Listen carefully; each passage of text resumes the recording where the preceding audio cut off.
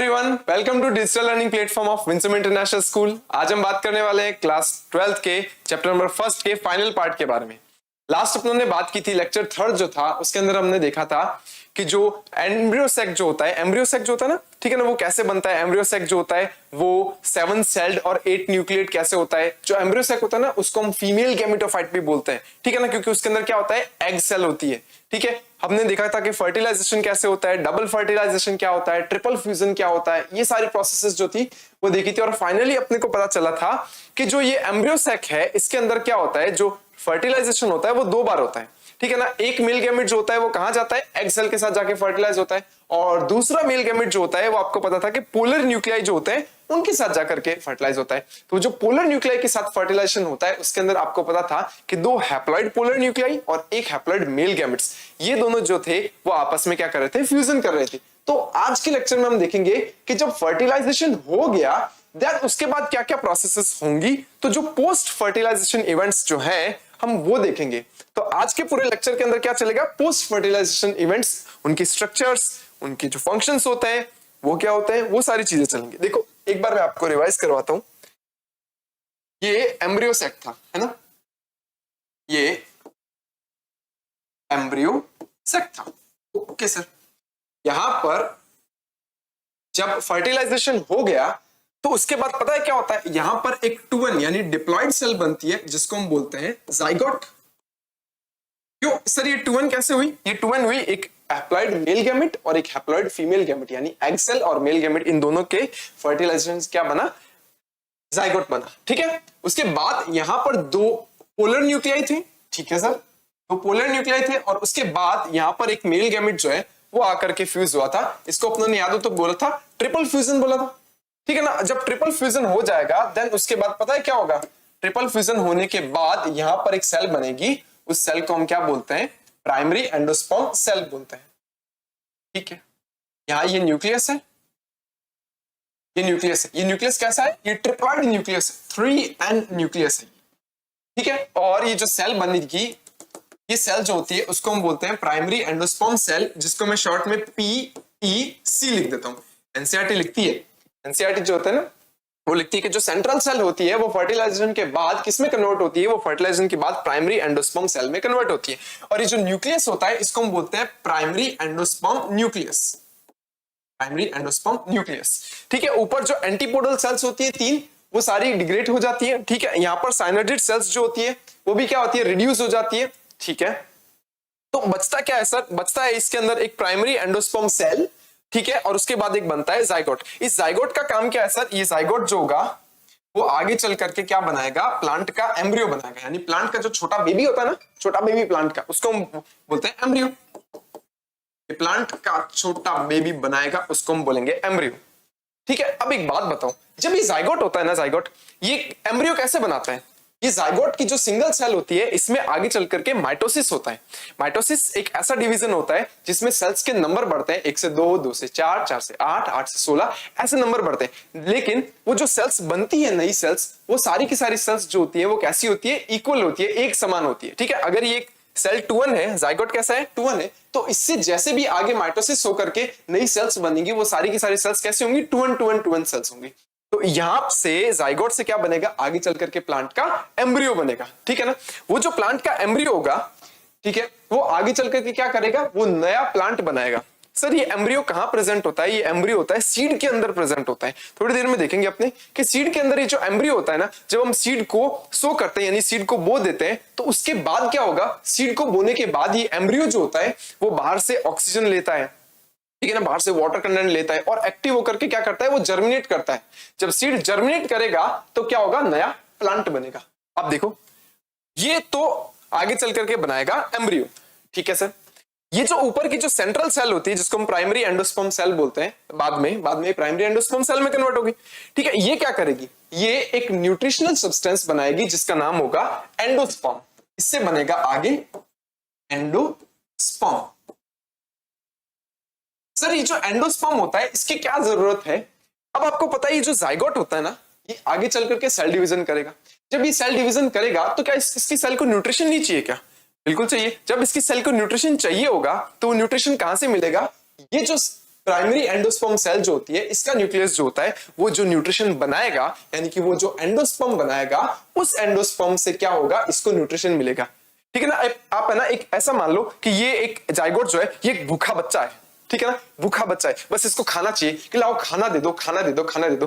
तो ये जो प्राइमरी एंडोस्पर्म सेल है ना, ये कहती है हाँ रुक जा थोड़ी देर में खाना बनाती हूँ, दे फिर उसके बाद तेरे को मैं खाना खिला दूंगी। ठीक है, तो जब ये खाना खा लेगा, मोटा तगड़ा हो जाएगा, फिर उसके बाद क्या होगा, ये डिवाइड करना स्टार्ट करेगा। ठीक है, तो यहां पर क्या होता है, न्यूट्रिशनल सब्सटेंस बनता है जिसको हम बोलते हैं एंडोस्पर्म। यहां से न्यूट्रिशनल सब्सटेंस यहां ट्रांसफर किया जाता है, और जब इसको न्यूट्रिशन मिलना चालू होता है तो उसके बाद क्या होगा, ये जाइगोट धीरे धीरे सेल डिवीजन करेगा, और सेल डिवीजन करके कन्वर्ट हो जाएगा एम्ब्रियो में, एम्ब्रियो बनाएगा। ठीक है, तो देखो आगे बात करते हैं अपने। तो जो पोस्ट फर्टिलाइजेशन इवेंट्स जो होते हैं, द पोस्ट फर्टिलाइजेशन इवेंट्स, उसमें क्या क्या इंक्लूड किया जाता है, देखो number first development of endosperm. सबसे पहले क्या बनेगा, एंडोस्पर्म बनेगा। एंडोस्पर्म जो है वो न्यूट्रिशन देना जब स्टार्ट करेगा तब क्या होगा, जाइगोट आगे चल करके एम्ब्रियो में कन्वर्ट होना स्टार्ट होगा। डेवलपमेंट ऑफ एम्ब्रियो, ठीक है, भूखा बच्चा, ठीक है, वो भूखा बच्चा एम्ब्रियो, ठीक है ना। उसके बाद मैच्योरेशन ऑफ ओव्यूल, ओव्यूल जो होगा वो मैच्योर होगा, और ओव्यूल जो होता है ना वो आगे चल करके पता है क्या बनाता है, सीड में कन्वर्ट होता है। ठीक है, और उसके बाद क्या होता है, जो ओव्यूल के बाहर की तरफ जो ओवेरी होती है, वो ओवेरी आगे चल करके कन्वर्ट होती है किसमें, फ्रूट में कन्वर्ट होती है। तो जो ओवेरी है वो कन्वर्ट होती है फ्रूट में, और उसके ओवेरी के अंदर जो ओव्यूल होता है वो कन्वर्ट होता है आगे चल करके सीड में। इसीलिए आपको फ्रूट के अंदर सीड देखने को मिलता है। ठीक है ना, then the maturation of ovary into the fruit. तो ये सारे के सारे स्टेप्स जो है वो अपने को आज के लेक्चर में देखने हैं। Okay, then first of all देखते हैं हम फॉर्मेशन ऑफ एंडोस्पर्म। एंडोस्पर्म जो होता है उसका फॉर्मेशन कैसे होता है, इसको समझाने से पहले मैं क्या करता हूं, मैं आपको कुछ चीजें बता देता हूं। देखो, ये अभी अपनों ने देखा था ये जाइगोट, ठीक है, यहां ऊपर की तरफ अपनों ने देखा था कि क्या थी वो, प्राइमरी एंडोस्पर्म सेल, और ये उसका न्यूक्लियस, प्राइमरी एंडोस्पर्म न्यूक्लियस, जिसको मैं एक बार के लिए EEN लिख देता हूं। ठीक है ना। अब होगा क्या, सुनो, इसको मैं बाहर निकालता हूं, ठीक है, इसको मैं निकालता हूं बाहर, ये लो, ये बाहर निकाल दिया। जब मैंने बाहर निकाल दिया तो क्या होगा, सुनो, यहां पर ये जो न्यूक्लियस होता है, ये न्यूक्लियस होता है 3N। ओके सर, ये न्यूक्लियस है 3N। इसके अंदर सिर्फ न्यूक्लियर डिवीजन होना स्टार्ट होगा, न्यूक्लियर डिवीजन होना स्टार्ट होगा, यहां साइटोकाइनेसिस नहीं होगा। साइटोकाइनेसिस नहीं होगा से क्या मतलब है सर, यहां पर फ्री न्यूक्लियर डिवाइड करेंगे, मतलब फ्री न्यूक्लियर डिवीजन होगा। न्यूक्लियस जो होगा वो 1 से 2, 2 से 4, 4 से 8, 8 से 16 ऐसे डिवाइड करेगा, लेकिन उसके चारों तरफ क्या होगा, सेल डिवाइड जो होगी वो नहीं होगी, मतलब सेल वॉल, सेल मेम्ब्रेन जो है वो नहीं आएगी इसके ऊपर। तो मतलब यहां पर न्यूक्लियस जो होता है वो डिवाइड करता है, और इसको फ्री न्यूक्लियर डिवीजन बोलते हैं। ठीक है, क्यों, क्योंकि सर सेल डिवाइड नहीं होती, यहां पर सिर्फ न्यूक्लियस जो होते हैं वो डिवाइड होते हैं। ये न्यूक्लियस डिवाइड होता है। देखो, तो जब न्यूक्लियस डिवाइड होंगे तब पता है क्या होता है, बहुत सारे न्यूक्लियस बन जाते हैं एक साथ। ये जो एंडोस्पर्म होता है इसको हम बोलते हैं ये फ्री न्यूक्लियर एंडोस्पर्म है। ये क्या है, फ्री न्यूक्लियर एंडोस्पर्म है। तो मैं यहां लिख देता हूं, it is a free nuclear endosperm. ठीक है, ये फ्री न्यूक्लियर एंडोस्पर्म होता है। ठीक है, ऐसे ही पता है एक सेल्यूलर एंडोस्पर्म होता है। तो इसके अंदर क्या होता है, जो प्राइमरी एंडोस्पर्म सेल होती है, जैसे ये प्राइमरी एंडोस्पर्म सेल है, ये डिवाइड करेगी और यहां पर 2 सेल्स बनाती है, यहां पर ये 2 सेल्स बनाती है, फिर ये आगे डिवाइड करेंगी, फिर आगे चल करके 2 से 4 सेल्स बनती है। तो यहां पर तो देखो कंप्लीटली सेल डिवीजन हो रहा है, यहां पर तो क्या हो रहा है, कंप्लीटली सेल डिवीजन हो रहा है, लेकिन यहां पर सिर्फ न्यूक्लियर डिवीजन हो रहा है, और वो न्यूक्लियर डिवीजन भी कैसा है, फ्री न्यूक्लियर डिवीजन है। ठीक है ना, फ्री न्यूक्लियर डिवीजन है, इसलिए ऐसा जो एंडोस्पर्म होता है उसको हम फ्री न्यूक्लियर एंडोस्पर्म बोलते हैं। लेकिन यहां पर जो मान लो प्राइमरी एंडोस्पर्म सेल है, PEC है, प्राइमरी एंडोस्पर्म सेल है, उसके अंदर जो न्यूक्लियस है वो भी डिवाइड हो रहा है, और उस न्यूक्लियस के साथ साथ सेल्स भी डिवाइड हो रही है। तो ऐसा जो एंडोस्पर्म होता है ना उसको हम बोलते हैं सेल्यूलर एंडोस्पर्म, सेल्यूलर एंडोस्पर्म कहते हैं। ओके सर, लेकिन पता है क्या, अपने कोर्स के अंदर एक ऐसा एग्जांपल है जिसके अंदर फ्री न्यूक्लियर और जो सेल्यूलर एंडोस्पर्म है दोनों मिलते हैं। ठीक है ना, एक ऐसा एग्जांपल जिसके अंदर फ्री न्यूक्लियर एंडोस्पर्म भी मिलेगा ऐसा, और सेल्यूलर एंडोस्पर्म भी मिलेगा। बताऊं कैसा, इसका एग्जांपल है कोकोनट।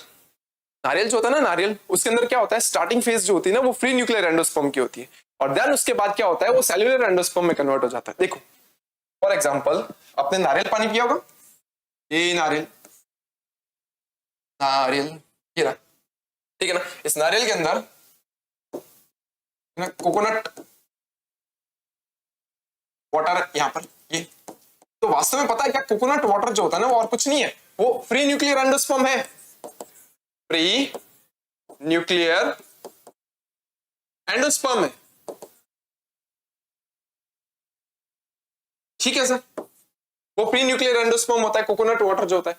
लेकिन आपको पता है क्या, उस कोकोनट वाटर के चारों तरफ जो होता है वो व्हाइट कर्नेल मिलता है, जिसको हम आम भाषा में सफेद गिरी बोलते हैं, है ना। व्हाइट कर्नेल जो होता है ना वो सेल्यूलर एंडोस्पर्म है। बताऊं कैसे, क्योंकि शुरुआत में क्या होता है, जब बहुत सारे फ्री न्यूक्लियर बनते हैं, फ्री न्यूक्लियस बनता है, ये सारे फ्री न्यूक्लियाई, बहुत सारे न्यूक्लियाई ऐसे। फिर पता है क्या होता है, ये जो बहुत सारे न्यूक्लियाई जो है वो ऐसे पड़े होते हैं, ये फ्री न्यूक्लियर एंडोस्पर्म है, और इसका एग्जांपल ये कोकोनट वाटर है। अब धीरे धीरे पता है क्या होता है, धीरे धीरे यहां पर एक वैक्यूल का फॉर्मेशन होने लगता है।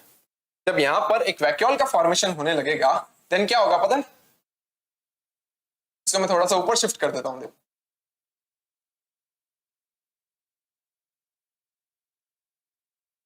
थोड़ा सा ऊपर शिफ्ट हो जाओ भैया, हाँ। उसके बाद क्या होता है, यहां पर नीचे की तरफ क्या होता है, एक वैक्यूल बनती है। जब ये वैक्यूल बनती है इसके अंदर, तो ये जो सारे के सारे न्यूक्लियाई जो है ये ऐसे पेरिफेरी की तरफ शिफ्ट होने लगते हैं,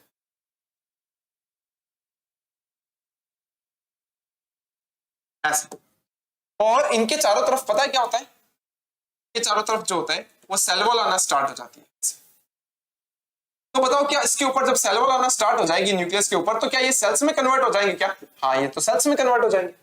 तो ये वाला जो एंडोस्पर्म होता है, ये जो एंडोस्पर्म होता है इसको हम बोलते हैं कि ये सेल्यूलर एंडोस्पर्म हो गया। पहले कैसा था, पहले प्री न्यूक्लियर था, लेकिन अब कैसा हो गया, सेल्यूलर एंडोस्पर्म हो गया। क्यों हुआ सर, यहाँ बीच में एक वैक्यूल बन गई जिसके कारण सारे के सारे न्यूक्लियाई पेरिफेरी की तरफ मूव कर गए, ठीक है, और उनके चारों तरफ क्या हो गया, सेल वॉल आने लग गई। जब सेल वॉल आने लग गई तो क्या हो जाएगा, ये सेल्यूलर एंडोस्पर्म में कन्वर्ट हो जाएगा। तो कोकोनट जो होता है उसके अंदर स्टार्टिंग फेज के अंदर फ्री न्यूक्लियर एंडोस्पर्म होता है, जिसका एग्जांपल है कोकोनट वाटर। और जो व्हाइट पार्ट होता है, ठीक है ना, व्हाइट फ्लैशी पार्ट जो होता है, गुदेदार बोलते हैं, गुदेदार पार्ट जो होता है, ठीक है ना, आइडियल पार्ट जिसको व्हाइट कर्नेल भी बोल देते हैं अपने, वो कैसा हो जाएगा, वो सेल्यूलर एंडोस्पर्म हो जाएगा।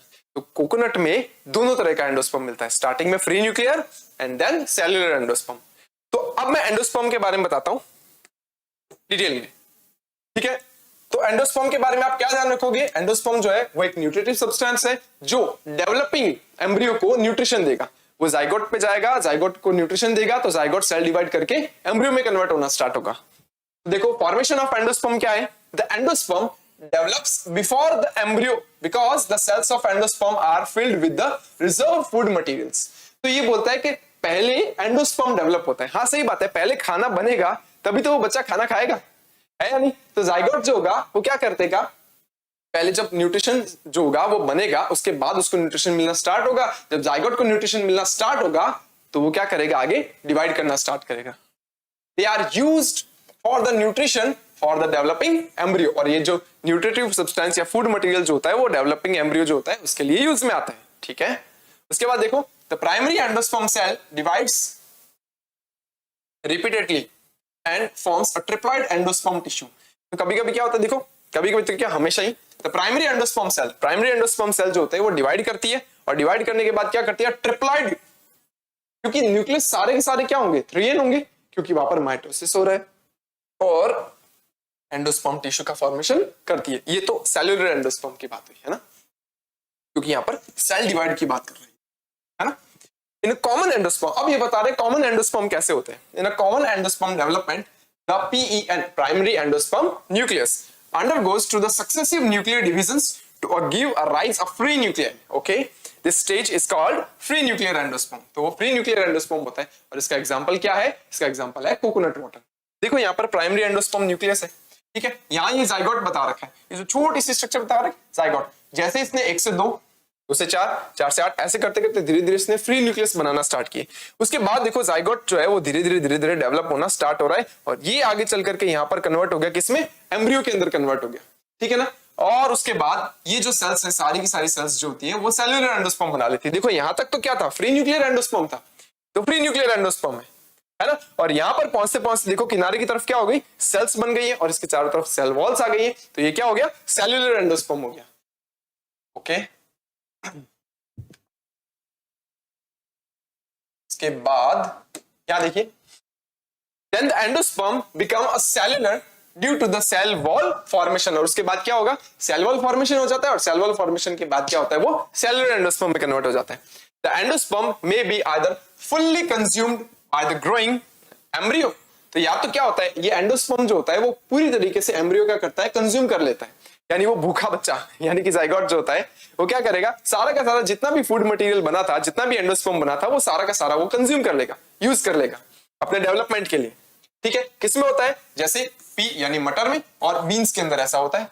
और हो सकता है ये रिटेन रह जाए, यानी कि पीछे बचा हुआ रह जाए। मान लो बच्चे का पेट पहले ही भर गया, एंडोस्पर्म जितना बना था वो सारा वो जाइगोट ले ही नहीं पाया, ठीक है ना, जो डेवलपिंग एम्ब्रियो है वो ले ही नहीं पाया पूरा, तो क्या हो जाएगा, पीछे की तरफ एंडोस्पर्म जो है वो बचा हुआ रह जाएगा थोड़ा सा। जब थोड़ा सा बचा हुआ रह जाएगा, ठीक है, तो वो कब काम आएगा, फिर जब वो सीड जर्मिनेट होगा ना, वो तब काम आता है जो बचा हुआ एंडोस्पर्म होता है।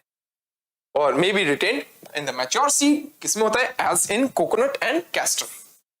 कोकोनट एंड कैस्टर में ये एंडोस्पर्म जो है वो बचा हुआ भी रह जाता है, वो वहां पर वो कंप्लीटली कंज्यूम नहीं होता। द टेंडर कोकोनट वाटर, तो जो कोकोनट वाटर होता है is a free nuclear endosperm made up from thousands of nuclei, बोल रहे हैं देखो, and the surrounding white kernel, और इसका जो व्हाइट कर्नेल होता है is the cellular endosperm.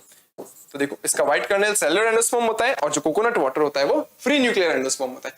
Endosperm का काम जाइगोट को या मैच्योर होते हुए एम्ब्रियो को, डेवलप होते हुए एम्ब्रियो को न्यूट्रिशन देना, करेक्ट। देखो फिर एक नोट है, देखो endosperm may be either be completely consumed by the developing embryo. Example होता है इसके अंदर, और एग्जांपल दे रखे हैं, देखो pre groundnut and the beans before the seed maturation, यानी कि सीड मैच्योर हो उससे पहले ही सारा का सारा क्या हो जाएगा, वो कंज्यूम हो जाएगा। और it may be persist in the mature seed, और हो सकता है जब वो कंप्लीटली यूज नहीं आए तो वो मैच्योर सीड के अंदर प्रेजेंट हो। एग्जांपल है इसका कैस्टर और कोकोनट। फिर देखो इसने बता रखा है now it be used up during the seed germination, तो जो पीछे बचा हुआ एंडोस्पर्म होता है वो सीड जर्मिनेशन के दौरान यूज किया जाता है, ठीक है, ताकि वो सीड जर्मिनेट आसानी से करे, छोटा पौधा बनाए, और फिर आगे चल करके वो बड़े प्लांट में कन्वर्ट हो सकता है, ठीक है। उसके बाद हम बात करते हैं एम्ब्रियो डेवलपमेंट की। तो देखो क्या देखिए,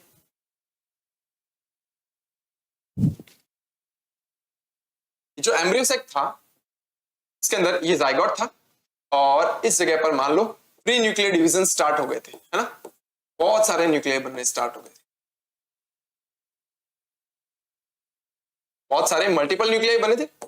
और यहां पर क्या था, फूड सब्सटेंस था, और जो फूड था वो सारा का सारा फूड जो है वो ये जाइगोट कंज्यूम कर रहा है, धीरे धीरे धीरे धीरे धीरे धीरे जाइगोट कंज्यूम कर रहा है। तो अब ये जाइगोट जो है ना, अब ये डिवाइड करना स्टार्ट करेगा। ध्यान से सुनना, ये मैंने जाइगोट यहां बाहर ले लिया, एक बार के लिए जाइगोट बाहर ले लिया, कैसे ये सेल, ये डिप्लॉइड सेल, और ये करेगा क्या, माइटोसिस। देखो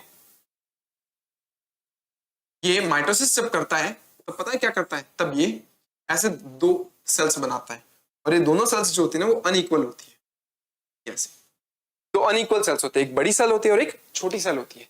ये बड़ी सेल जो होती है ना, लार्ज सेल जो होती है ना, और छोटी वाली सेल जो होती है, इन दोनों के अलग अलग काम होते हैं।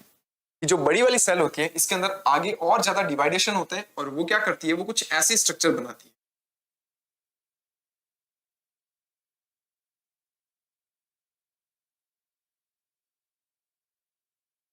ये ऐसे स्ट्रक्चर बनाती है। इन सेल्स को हम बोलते हैं सस्पेंसर सेल्स,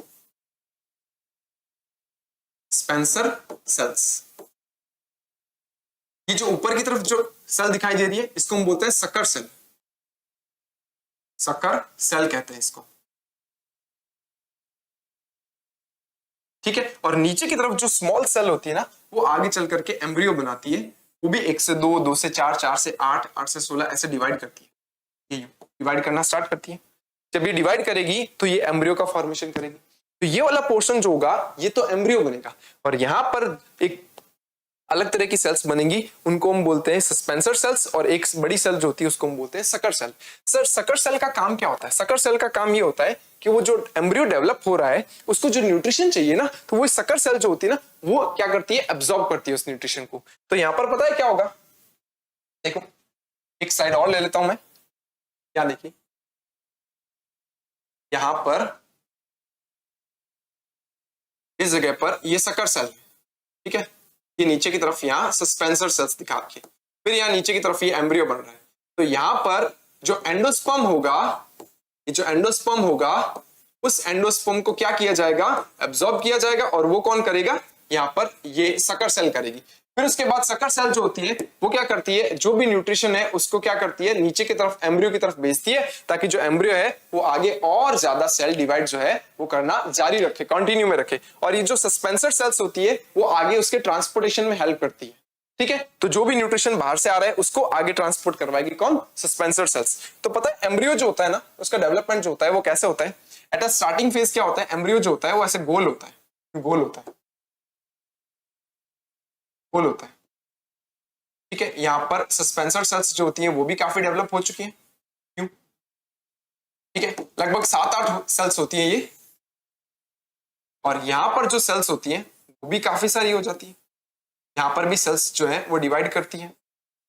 तो पता है इसका शेप, एम्ब्रियो का शेप कैसा होता है, एम्ब्रियो का शेप जो होता है वो गोल होता है, इसको हम बोलते हैं ग्लोब्यूलर, तो बोलते हैं ग्लोब्यूलर एम्ब्रियो। जो ग्लोब्यूलर एम्ब्रियो जो होता है यहां तक की जो स्टेज होती है, यहां और उससे पहले की स्टेजेस होती है, पहले की स्टेज कैसी, देखो यहाँ देखो ये जाइगोट था, जाइगोट में क्या होगा, 1 से 2 सेल्स बनेगी, फिर आगे चल करके यहाँ पर कुछ सस्पेंसर सेल्स बनेगी, सकर सेल बनेगी, और नीचे की तरफ जो होगा वो 1 to 2, 2 to 4, 4 to 8, 8 to 16 nucleus, sorry nucleus नहीं सेल्स, ठीक है ना, ये बनना स्टार्ट होंगी, धीरे धीरे एम्ब्रियो का फॉर्मेशन स्टार्ट होगा। ये जो डेवलपमेंट होता है ना एम्ब्रियो का स्टार्टिंग वाला, ये होता है प्रो एम्ब्रियो, इसको हम बोलते हैं प्रो एम्ब्रियो, ठीक है। ये मोनोकोट और डाइकोट एम्ब्रियो जो होता है उन दोनों के अंदर क्या होता है, सेम होता है। तो जो ग्लोबुलर एम्ब्रियो बनता है ना, यहां तक स्टार्टिंग जाइगोट जब डिवाइड करना स्टार्ट करता है, जाइगोट में 1 to 2 सेल, 2 to 4 सेल ऐसे बनती है आगे चल करके, और जब तक ये ग्लोबुलर स्टेज आती है तब तक का जो एम्ब्रियो होता है उसको हम प्रो एम्ब्रियो कहते हैं, ठीक है। उसके बाद आगे चल करके डिफरेंशिएशन स्टार्ट हो जाता है कि वो मोनोकोट एम्ब्रियो है कि डाइकोट एम्ब्रियो है। मोनोकोट और डाइकोट एम्ब्रियो, सर ये मोनोकोट और डाइकोट वर्ड जो ना वो थोड़ा थोड़ा समझ नहीं आ रहा क्या है, सुनो। मोनोकोट जो होता है ना उसका मतलब ये होता है कि उसके अंदर 2 कोटाइलिडॉन्स होंगे, एक एम्ब्रियो होगा उसके अंदर क्या होगा, 2 कोटाइलिडॉन्स होंगे। कोटाइलिडॉन्स वो साइट्स होती हैं जहां पर फूड स्टोर रहता है, किसी भी एम्ब्रियो के अंदर फूड स्टोर रहता है, वो कोटाइलिडॉन्स होते हैं। अगर वो कोटाइलिडॉन्स 1 है तो वो मोनोकोटाइलिडनस है, और अगर वो 2 है तो वो डाइकोटाइलिडनस है, ठीक है। तो उसके बाद देखो क्या होता है, आगे चल करके ये जो एम्ब्रियो होता है वो यू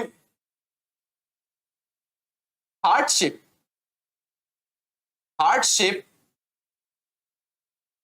स्ट्रक्चर बनाता है, तो इसको हम बोलते हैं heart shape embryo. And then उसके बाद वो एक मैच्योर एम्ब्रियो में कन्वर्ट हो जाता है, कुछ ऐसा ये होता है मैच्योर एम्ब्रियो, ये होता है हार्ट शेप एम्ब्रियो। तो पता है ये जो एम्ब्रियो का डेवलपमेंट है उसकी जो शेप जाती है, इसका सीक्वेंस नीट में पूछा गया है। तो नीट में पूछा गया कि स्टार्टिंग जो है उसके अंदर उसकी शेप कैसी होती है, बाद में कैसी होती है, और एंड में जाते हुए कैसी हो जाती है। तो सबसे पहले क्या आता है, ग्लोबुलर शेप आती है, देन फिर हार्ट शेप आता है, हालांकि उल्टा हार्ट दिख रहा है, ठीक है ना, पर ये हार्ट शेप आती है, और देन उसके बाद ये मैच्योर एम्ब्रियो में कन्वर्ट होता है। देखो इसकी डेवलपमेंटल स्ट्रक्चर्स दिखाता हूं, देखो ये रहा, देखो ये जाइगोट था, ये जाइगोट था, जाइगोट में क्या हुआ, एक बड़ी सेल और एक छोटी सेल बनी, जो छोटी वाली सेल है वो आगे चल करके एम्ब्रियो में कन्वर्ट होगी। ये क्या है, सस्पेंसर सेल्स है, ये सकर सेल है, ठीक है, ये देखो ये सस्पेंसर सेल्स है, ये सकर सेल है। उसके बाद देखो सबसे पहले क्या बना, ग्लोबुलर एम्ब्रियो बना, देन हार्ट शेप्ड एम्ब्रियो बना, एंड देन मैच्योर एम्ब्रियो बना, करेक्ट, ठीक है। और इस एम्ब्रियो का काम क्या है, इस एम्ब्रियो का काम है आगे चल करके नया प्लांट बनाना, ठीक है। कहां रहेगा, सीड के अंदर होता है, ठीक है। देखो डेवलपमेंट ऑफ एम्ब्रियो या एम्ब्रियोनल डेवलपमेंट की बात करते हैं। The embryo develops at the micropylar and, correct. Embryo जो होता है वो कहां बनता है, माइक्रोपाइलर एंड पर तो बनता है, ठीक है। And the embryo sac where the zygote is situated, और उसके बाद क्या होता है, एम्ब्रियो सैक में बनेगा, और एम्ब्रियो सैक में कहां होगा, जहां जाइगोट बनेगा। एक मिनट, ये देखो, फिर से बता देता हूं मैं, भूल नहीं गए सब लोग। देखो, ये होता है हमारा हमारा तो क्या, प्लांट का। ये होता है प्लांट का ovule, that is ovule.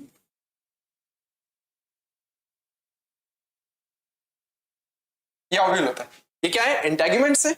Okay, इसके बाद याद हो तो यहां पर अपना ने बात की थी एम्ब्रियो सैक की, ठीक है ना। एम्ब्रियो सैक बनता है, इसके बाहर की तरफ क्या होता है, न्यूसेलस सेल्स होती है। न्यूसेलस सेल्स बना देता हूं मैं, ये न्यूसेलस सेल्स होती है, करेक्ट। नहीं, सारी न्यूसेलस सेल्स।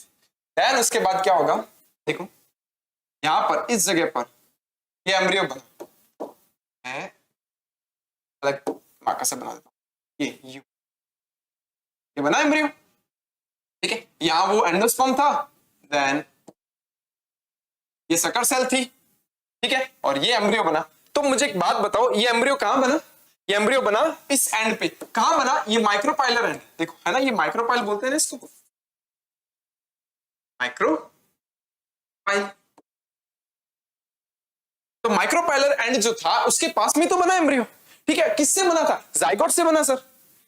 तो यहां पर यही तो बोल रहा है लाइन, देखो, the embryo develops at the micropylar end of the embryo sac where the zygote is situated. जहां जाइगोट था, जाइगोट के डेवलपमेंट से तो बना एम्ब्रियो।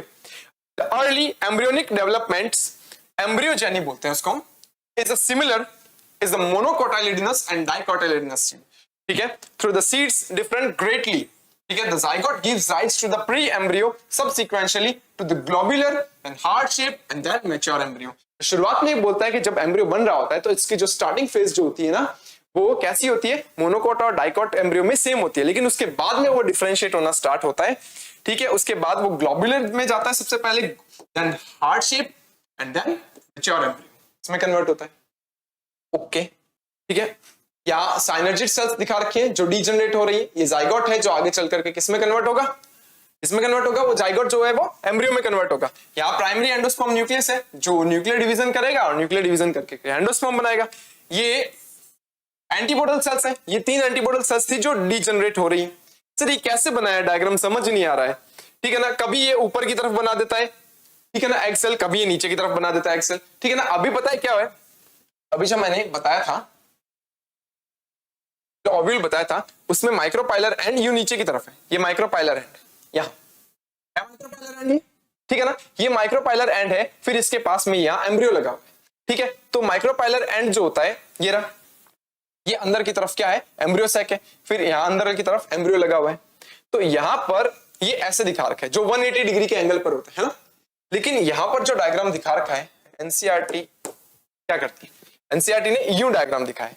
तो माइक्रोपाइलर एंड कहां हो गया, ऊपर की तरफ हो गया, माइक्रोपाइलर एंड ऊपर की तरफ हो गया। तो एक्सेल भी कहां लगेगी, ऊपर की तरफ भी लगेगी। एक्सेल ऊपर की तरफ होगी तो जाइगोट भी कहां बनेगा, ऊपर की तरफ बनेगा। फिर बीच में क्या हो जाती है, प्राइमरी एंडोस्पर्म न्यूक्लियस है, और नीचे की तरफ जो कैलाजल पार्ट होता है, इस जगह पर क्या होता है, यहां पर जो डीजनरेट हो चुकी होती है वो एंटीपोडल सेल्स मिलती है, ठीक है। तो ये ऊपर की तरफ यूं बना रखा है, सीधा बना रखा है, ये 180 डिग्री के एंगल वाला डायग्राम नहीं है, यूं बना रखा है। यहां माइक्रोपाइलर एंड है और ये चलाजल एंड है। माइक्रोपाइलर को मैंने एम लिख दिया और चलाजल को मैंने सी लिख दिया, करेक्ट। देन अब हम बात करते हैं डाइकोटाइलिडनस एम्ब्रियो की। तो जो डाइकोटाइलिडनस एम्ब्रियो जो होता है वो क्या होता है, सुनो। A typical dicot embryo consists an embryonal axis and the 2 cotyledons। सबसे पहला क्या होता है, एक एम्ब्रियोनल एक्सिस मिलती है, एम्ब्रियोनल एक्सिस, और 2 कोटाइलिडॉन्स। देखो 2 कोटाइलिडॉन्स दिख रहे हैं यहाँ पे, ओके, ठीक है। उसके बाद the portion of embryonal axis which lies above the level of cotyledons is known as apicotyle and it terminates with the plumule। अब मैं समझाना शुरू करता हूं अपने हिसाब से, सुनना ध्यान से। यहां पर ये एम्ब्रियो जो है वो मैं ऐसे बताता हूं,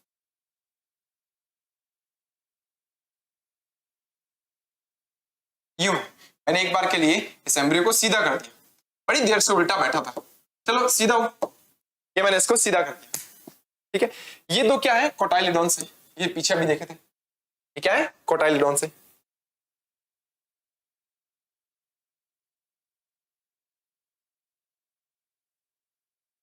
ये कोटाइलिडॉन्स। पता है क्या है, ध्यान से सुनो। ये बोलता है कि जहां से कोटाइलिडॉन जुड़े हुए होते हैं, जहां से कोटाइलिडॉन जुड़े हुए, इस जगह से जुड़े हुए हैं कोटाइलिडॉन, ठीक है, इस जगह से जुड़े हुए हैं कोटाइलिडॉन। इसके जो ऊपर वाला एरिया होता है, ये वाला एरिया दिख रहा है, ये वाला एरिया, मैं इसको थोड़ा सा डार्क कर देता हूं ऐसे, ये वाला एरिया, ये एरिया, ये ग्रीन एरिया जो मैंने दिखाया है, यही से तो कोटाइलिडॉन जुड़े हुए हैं। देखो ये एरिया जो है, इसको हम क्या बोलते हैं, इसको हम बोलते हैं, पीछे की तरफ देखो, ये रहा देखो, इट इज कॉल्ड एपिकोटाइल।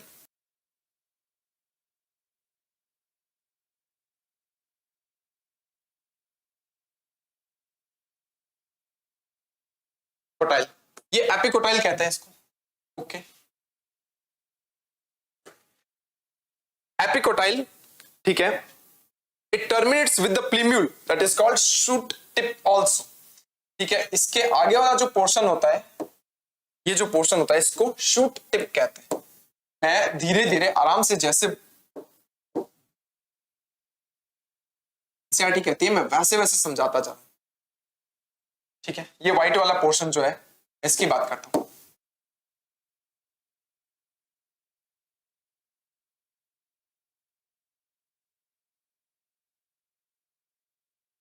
प्लीम्यूल है, ठीक है, ध्यान से सुनना क्या है। ये एम्ब्रियोनल एक्सिस है, इससे दो कोटाइलिडॉन्स जुड़े हुए हैं, दैट आर कोटाइलिडॉन्स, ठीक है। कोटाइलिडॉन्स जहां से जुड़े हुए होते हैं, उसका जो अपर पोर्शन होता है, इस पूरे ग्रीन पोर्शन को क्या बोल दिया, एपिकोटाइल बोल दिया, ठीक है। ये जो एपिकोटाइल जो होता है, ये टिप पर जाकर के प्लीम्यूल बनाता है, ठीक है। यानी कि एपिकोटाइल का जो एकदम टिप वाला पार्ट है, इसको हम बोलेंगे प्लीम्यूल। और ये प्लीम्यूल जो होता है ना, वो आगे चल करके क्या करता है, जब सीड जनरेट होता है तो वो शूट का फॉर्मेशन करता है, ठीक है। उसके बाद देखो, सुनना ध्यान से। तो यहां पर सर, यहां पर कौन सा पोर्शन जो होता है, यहां पर कौन सा पोर्शन जो होता है वो एपिकोटाइल हो गया। यहां पर क्या होता है, इस पोर्शन को थोड़ा सा आगे बना देते हैं, ये एपिकोटाइल होते हैं। और इस एपिकोटाइल का सबसे टिप वाला हिस्सा जो है वो प्लीम्यूल, ठीक है। तो देखो, the portion of embryonal axis which lies above the level of cotyledons, जो कि कोटाइलिडॉन के लेवल से ऊपर की तरफ है। ये देखो, ये कोटाइलिडॉन क्या है, वो कोटाइलिडॉन के लेवल से ऊपर की तरफ है थोड़ा सा, उसको क्या बोल दिया, एपिकोटाइल बोल दिया। और एपिकोटाइल का जो टिप है उसको प्लीम्यूल कह दिया, okay. The cylindrical portion of the embryonal axis which lies below the level of cotyledons is called hypocotyl। ये बोलता है कि कोटाइलिडॉन्स जो होते हैं, उनके नीचे का जो लेवल है, ठीक है ना, एम्ब्रियोनल एक्सिस का वो लेवल जो कोटाइलिडॉन्स के नीचे है, उस पोर्शन को बोल दिया हाइपोकोटाइल। ये हाइपोकोटाइल है, ये वाला पोर्शन जो कोटाइलिडॉन से नीचे नीचे है। ये वाला हिस्सा जो कि ऊपर की तरफ है, ये हो गया एपिकोटाइल। और ये वाला हिस्सा जो कोटाइलिडॉन्स के नीचे है, that is called hypocotyl, okay. It terminate with the radical root tip. और ये हाइपोकोटाइल आगे चल करके एक पोर्शन में खुलेगा। ये वाला जो टर्मिनेट वाला पार्ट है, दैट इज कॉल्ड रेडिकल। ये रेडिकल पार्ट पता है क्या करेगा, आगे चल करके रूट का फॉर्मेशन करेगा। और ये कवर अप रहता है रूट कैप से, जो इसको प्रोटेक्ट करती है, ठीक है। The root tip is covered with the root cap, ठीक है। तो सर, यहां पर जो कोटाइलिडॉन्स होते हैं, इनमें फूड कब स्टोर रहता है, ठीक है, बताता हूं। देखो, कोटाइलिडॉन्स जो होता है, इसके अंदर फूड कैसे स्टोर रहता है। जैसे मान लो चना है, चना, ठीक है ना, ग्राम देखा होगा आपने, चना देखा होगा। तो चने के अंदर क्या होता है, देखो इस जगह पर, यहां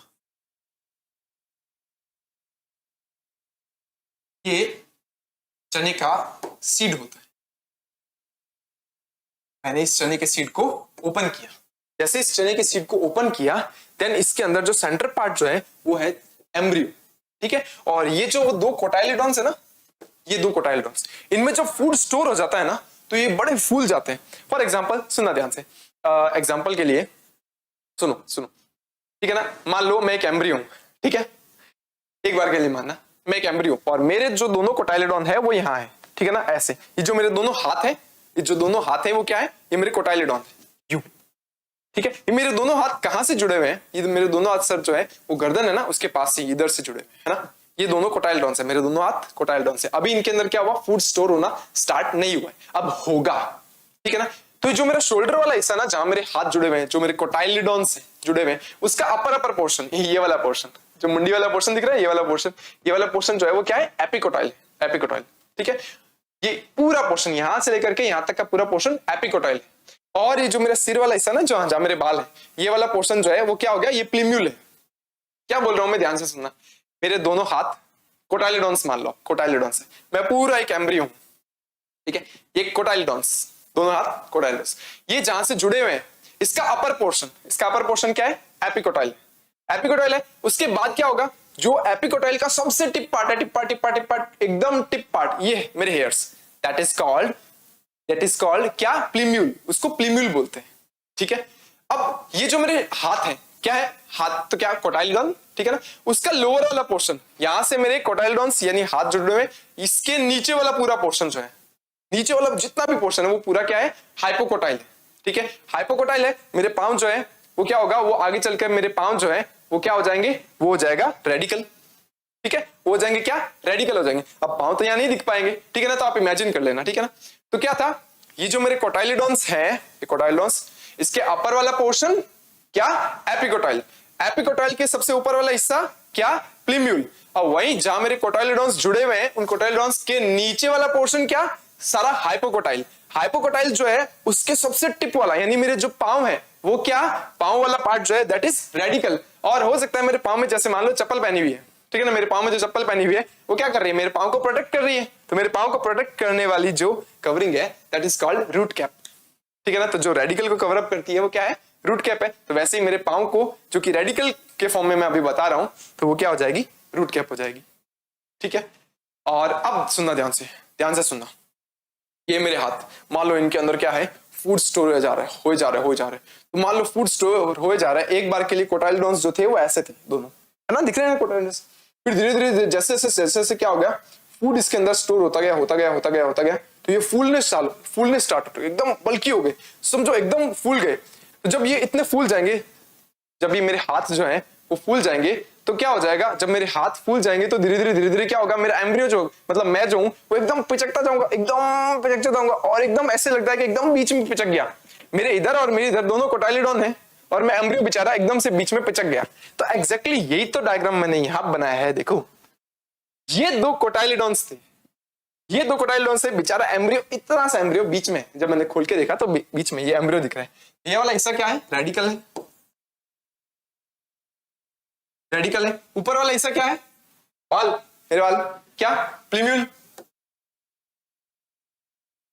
बार ऐसे कर रहे हो, पाम मूवी से इंस्पायर्ड हो गया सर, नहीं ऐसा कुछ नहीं, ये प्लीम्यूल है और ये रेडिकल है, और ये क्या है, कोटाइलिडॉन से, कोटाइलिडॉन से कितने, दो है, दो कोटाइलिडॉन्स होते हैं। तो ये चने का जो सीड होता है ना, इसके अंदर ये कोटाइलिडॉन्स जो होते हैं वो फूड स्टोर करते हैं, ठीक है ना, और कोटाइलिडॉन्स कितने, दो है। तो ऐसा एम्ब्रियो जिसके अंदर कोटाइलिडॉन्स कितने हो, दो होते हैं, उसको हम क्या बोलते हैं, डाइकोटाइलिडोनस एम्ब्रियो कहते हैं। तो अब हम बात करते हैं मोनोकोटाइलिडोनस एम्ब्रियो की। लास्ट अभी हमने बात की थी डाइकोटाइलिडोनस एम्ब्रियो की, जिसके अंदर देखा था अपनों ने कि कोटाइलिडॉन्स जो है उनके नंबर कितने थे, दो थे। तो मोनोकोटाइलिडोनस एम्ब्रियो जो होता है उसके अंदर जो कोटाइलिडॉन्स होते हैं, जहां फूड स्टोर होता है, उनके नंबर सिर्फ 1 होंगे, मतलब एक कोटाइलिडॉन होगा। तो सर दूसरा वाला कोटाइलिडॉन, बेचारा दूसरा कोटाइलिडॉन जो होता है ना, वो एकदम से डीजनरेट होकर के रह जाता है, जस्ट लाइक यहाँ पे देखो, ये मोनोकोट एम्ब्रियो है, ठीक है ना। मोनोकोट एम्ब्रियो जो होता है ये इसकी एम्ब्रियोनल एक्सिस है, ओके, ये एम्ब्रियोनल एक्सिस है। फिर उसके बाद ये रहा इसका कोटाइलिडॉन, ये रहा इसका कोटाइलिडॉन जो कि डेवलप्ड है, और ये इसका बेचारा दूसरा कोटाइलिडॉन जो डेवलप नहीं हुआ, इसको क्या बोल देते हैं, एपिब्लास्ट कह देते हैं इसको, ठीक है। अब ये जो कोटाइलिडॉन जो डेवलप हुआ है, इसको कई बार क्या होता है, ग्रासेस फैमिली जो होती है ना, उसके अंदर है ना, इसको ना नाम दे देते हैं स्पेशल, जिसका नाम होता है स्कूटेलम, इसको स्कूटेलम नाम देते हैं, ठीक है। उसके बाद क्या होता है, देखो ये एम्ब्रियोनल एक्सिस है, ये एम्ब्रियोनल एक्सिस है। एम्ब्रियोनल एक्सिस जो होता है ना, उसके नीचे की तरफ ये वाला पोर्शन जो है वो क्या है, रेडिकल है, ओके। रेडिकल के ऊपर की तरफ क्या मिलता है, रूट कैप मिलती है, ये भी ठीक है। उसके बाद यहां पर क्या होता है, एक और प्रोटेक्टिव लेयर होती है जिसको हम बोलते हैं कोलियोराइजा। कोलियोराइजा जो होती है वो क्या करती है, वो ऐसे रूट कैप के बाहर की तरफ प्रेजेंट होती है। तो ये एक अनडिफरेंशिएटेड शीट होती है, एनसीईआरटी लिखती है इसको कि ये एक अनडिफरेंशिएटेड शीट है जो कि कवर किए हुए रहती है रेडिकल, ठीक है। सेम एज क्या होता है, जो ऊपर वाला हिस्सा जो होता है ना, जिसको हम प्लीम्यूल बोलते हैं, जो प्लीम्यूल वाला हिस्सा होता है इसको भी कवर किए हुए होता है एक, जिसको हम बोलते हैं कोलियोप्टाइल, ये होता है कोलियोप्टाइल, जो कि कवर किए हुए होता है किसको, प्लीम्यूल को कवर किए होता है। यहां पर एनसीईआरटी लिखती है कि यहां पर क्या होता है, एक छोटा सा शूट एपेक्स होता है। ये शूट एपेक्स क्या करेगा, आगे चल करके क्या करेगा, लीफ जो होगा, लीव्स या जो शूट होगा वो बनाने की बनाने का काम करेगा बेसिकली देखा जाए तो, ठीक है ना। तो अब मैं पढ़ता हूं, देखो typical monocot embryo process only one cotyledon, ठीक है। एक टिपिकल मोनोकॉट में क्या होता है सर, सिंगल एक कोटाइलिडोन होता है। In the grasses family, grass family के अंदर the cotyledon is commonly known as scutellum, यानी कि क्या लिया जाता है ग्रासेस फैमिली के अंदर, इसका नाम दिया जाता है स्कूटेलम, ठीक है। It is the situated literal to the embryonal axis, ये एम्ब्रियोनल एक्सिस है, ये एम्ब्रियोनल एक्सिस है, इसके साइड में यानी लिटरल पार्ट में ये लगा हुआ होता है, okay. It is the lower end, the embryonal axis has a radical and the root cap which enclosed in a coleorhiza, और coleorhiza कैसी होती है, an undifferentiated sheet के फॉर्म में होती है, okay। The coleorhiza is an undifferentiated sheet that encloses the radical and the root cap in monocot sheets। तो ये बेसिकली क्या होती है, मोनोकॉट्स में मिलती है, ठीक है ना, डाइकॉट में नहीं मिलता। The epicotyle lies above the level of scutellum, ठीक है। एपिकोटाइल क्या होता है, वो सारा पोर्शन जो स्कूटेलम के ऊपर वाला है, देखो यहां देखो, यहां देखो, यहां देखो, ये लेवल ऑफ कोटाइलिडोन है, ये वाला लेवल ऑफ कोटाइलिडोन, इसके ऊपर वाला यहां से लेकर के यहां तक का जो पूरा हिस्सा है, दिख रहा है, इसको हम क्या बोलते हैं, एपिकोटाइल बोलते हैं। तो ये जो स्कूटेलम है, इसका जो लेवल है, इसके ऊपर वाला जितना भी पोर्शन है, ये क्या है, एपिकोटाइल है, और इसके नीचे वाला जो पोर्शन होगा क्या हो जाएगा, वो हाइपोकोटाइल हो जाएगा। ये देखो, ये the epicotyl is the above the level of scutellum, okay, it has a shoot apex, उसके पास shoot apex होता है, और a few leaf primordia enclosed in a hollow foliar structure that is called coleoptile। वो एक hollow foliar structure से, foliar structure जो होते हैं ना, वो ऐसे लीफ के जैसी ऐसे स्ट्रक्चर जो होती है शीट के जैसी, ठीक है, वो उसको कवर किए हुए रहती है, जिसको हम क्या बोल देते हैं, coleoptile कह देते हैं। Coleoptile is a conical protective sheet, okay, that encloses the plumule monocot embryo. तो मोनोकॉट एम्ब्रियो में क्या होता है, ये कॉनिकल स्ट्रक्चर होती है, ठीक है, एक पतली सी लेयर जैसी स्ट्रक्चर होती है जो कि कवर किए हुए रहती है, किसको, प्लूम्यूल को कवर किए हुए रहती है, ठीक है, और उसका नाम है कोलेप्टाइल। ये रहा कोलेप्टाइल जो इनक्लोज किए हुए रहती है अंदर प्लूम्यूल को, यहां प्लूम्यूल होता है।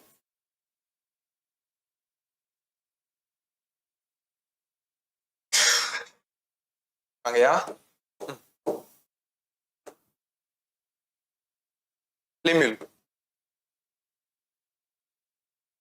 ये प्लूम्यूल होता है, तो उससे शूट निकलेगा, रेडिकल से रूट निकलेगी, ओके।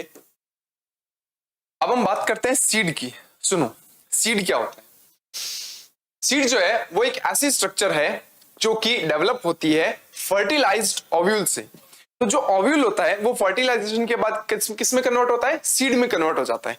देखो आपको याद होगा कि उन्होंने बात करी थी यू कि सर ये तो ओवेरी होती है, ओके, ये ओवेरी, ये ओवेरी है, ये आगे चल करके कन्वर्ट होती है किसमें, फ्रूट में, वो फ्रूट में कन्वर्ट हो जाएगी, कब, आफ्टर फर्टिलाइजेशन। इसके अंदर क्या होता है, ओव्यूल होता है, दैट इज ओव्यूल।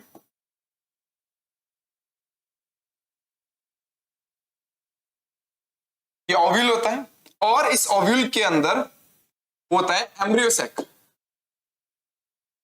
और उसके अंदर ये एम्ब्रियो होता है, याद हो तो, ठीक है। तो ओवेरी फ्रूट में कन्वर्ट होती है, ठीक है। ये जो ओव्यूल होता है, ये ओव्यूल होता है, ये कन्वर्ट हो जाता है आगे चल करके सीड में, और तभी आपको पता है इस पूरे ओव्यूल के अंदर, ये पूरा ओव्यूल जो होता है वो आगे चल करके सीड में कन्वर्ट होगा, और सीड के अंदर क्या मिलेगा हमें, हमारा एम्ब्रियो मिलेगा, ठीक है, ये एम्ब्रियो है, ये क्या है, एम्ब्रियो है। तो वास्तव में क्या होता है, फर्टिलाइजेशन के बाद बहुत सारे चेंजेस आते हैं, ओवरी फ्रूट में कन्वर्ट हो जाती है, ओव्यूल सीड में कन्वर्ट हो जाता है, देन एम्ब्रियो जो होता है वो इसके अंदर बनता है, जो और वो सीड के अंदर प्रेजेंट रहता है ना। तो ये सारे चेंजेस जो होते हैं वो फर्टिलाइजेशन के बाद देखने को मिलते हैं। तो सीड किससे बनता है, अब मैं बताऊं तो आप बोलोगे कि सीड जो होता है वो फर्टिलाइज्ड ओव्यूल जो होता है वो आगे चल करके सीड के अंदर कन्वर्ट होता है, okay.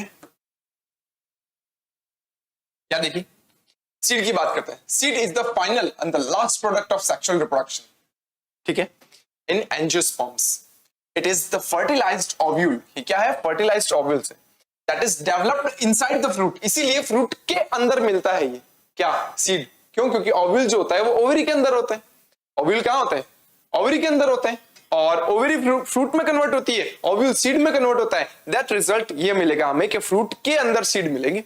Okay, the seed consist of the seed coat, cotyledons and the embryonal axis. एक सीड के अंदर 3 पार्ट होते हैं। Number first seed coat, number second cotyledons and the number third embryonal axis.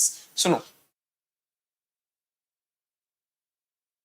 आपको पता है ये ऊपर की तरफ ये जो 2 कवरिंग थी ना, इनको अपनों ने इंटेगुमेंट्स बोला था, याद हो तो, ठीक है ना। ये अंदर वाला पूरा पोर्शन जो है ओव्यूल का, वो आगे चल करके सीड में कन्वर्ट होता है।